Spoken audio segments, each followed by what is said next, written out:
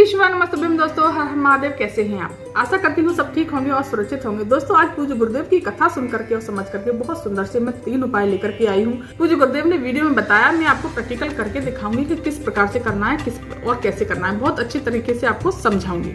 दोस्तों, पूज्य गुरुदेव ने कहा है कि अगर आपके जीवन में बहुत कष्ट आ रहा है और कोई भी काम करने जाते हैं वो काम होता नहीं है, वो काम बिगड़ जाता है, किसी के लिए अच्छा करने जाए तो वो खराब हो जाता है, कोई भी काम अच्छा करने की कोशिश करते हैं वो काम सब खराब होता ही जाता है, आपके हाथ से कोई काम सही हो ही नहीं रहा है, अच्छा काम करते हुए भी वो खराब ही हो जाता है। बहुत ही सुंदर और अचूक उपाय बताया है पूज्य गुरुदेव ने। और दूसरा उपाय बताया है कि अगर कोई भी कार्य आपका अटक रहा है और काफी प्रयास कर लिया, वो कार्य आपका हो ही नहीं रहा, इसके लिए बहुत सुंदर सा उपाय बताया या आपके। और तीसरा उपाय बताया है पूज्य गुरुदेव ने कि अगर आपके ऊपर शनि की दशा है तो आपको क्या करना चाहिए। बहुत ही सुंदर और अचूक उपाय बताए हैं पूज्य गुरुदेव ने इस वीडियो में 3 उपाय।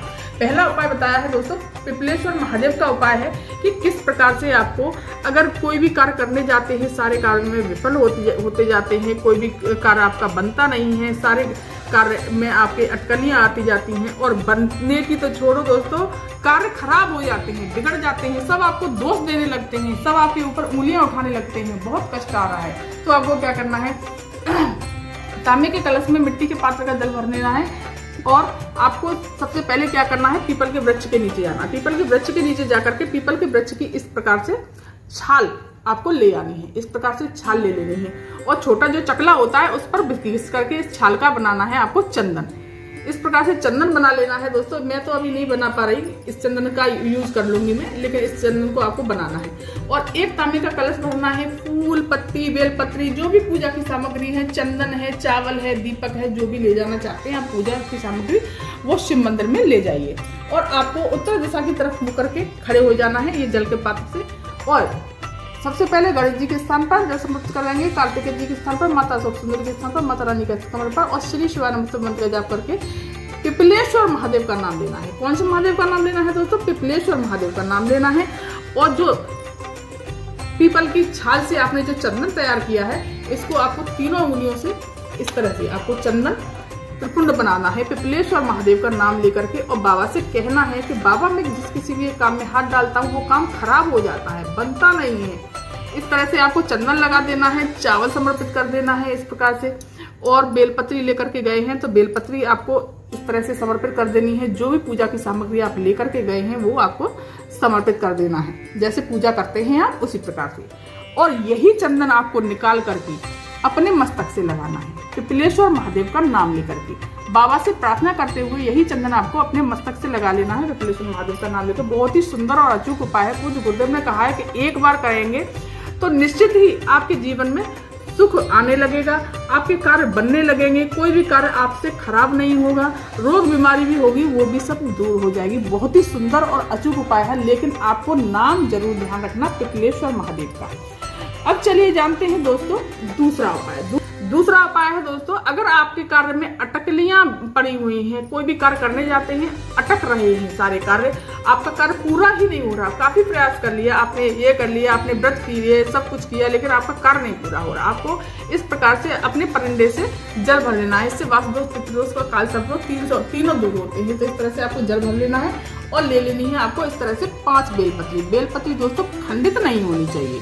भोलेनाथ को बहुत सी माताएं बहनें, बहुत से भैया खंडित बेलपत्री समर्पित कर देते हैं, लेकिन आपको बेलपत्री खंडित समर्पित नहीं करनी है, क्योंकि बाबा खंडित बेलपत्री को स्वीकार नहीं करते। इस तरह से प्यारी प्यारी सी बेलपत्री ले लेनी है और आपको ले लेना है एक सफेद पुष्प। इस प्रकार से कोई सा भी सफेद पुष्प ले लीजिए, लेकिन आपको केतकी का सफेद पुष्प नहीं लेना। भोलेनाथ को वो केतकी का सफेद पुष्प समर्पित नहीं किया जाता। आपको थोड़ा थोड़ा जल समर्पित कर देना है श्री शिवाय नमस्ते मंत्र जाप करते हुए इस तरह से, और हमें सारा जल बचा लेना है।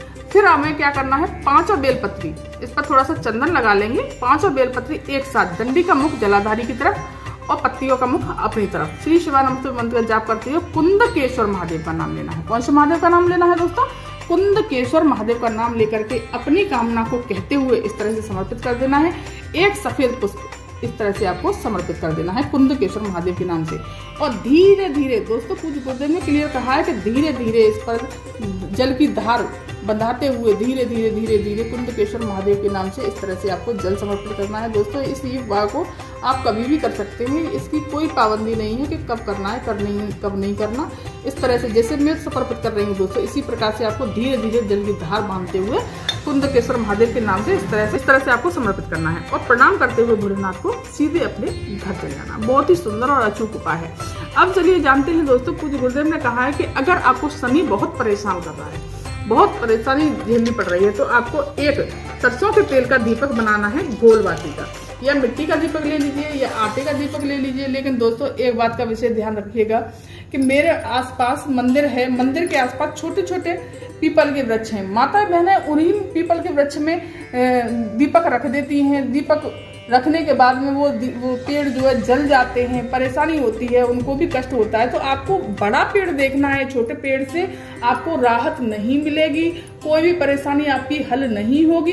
तो आपको बड़ा पेड़ ही पीपल का देखना है, बड़ा वृक्ष होना चाहिए। दोस्तों इस बात का विशेष ध्यान रखिएगा। माता बहना ये बात नहीं सुनती हैं, छोटे छोटे पीपल के वृक्षों में दीपक लगा देती हैं और दीपक जल जाते हैं। इस तरह से आपको थोड़ी दूर पर ही रखना है, न कि पीपल की जड़ में। बहुत सी माता बहना जो पीपल की जड़ में रखती है, हमारे यहाँ मंदिर के पास में पीपल कई जल गए, छोटे छोटे पीपल जल गए, लेकिन माता बहना मानती नहीं। आपको इस तरह से आपको पीपल के वृक्ष के पास में सरसों के तेल का दीपक गोलबाती का लगा लेना है। इससे शनि आप पर कभी भी क्रोधित नहीं होगा, शनि की दशा आप पर नहीं पड़ेगी और आपको शनि परेशान नहीं करेगा। दोस्तों बहुत ही सुंदर और अचूक उपाय है, आप इन उपायों को जरूर करिएगा दोस्तों।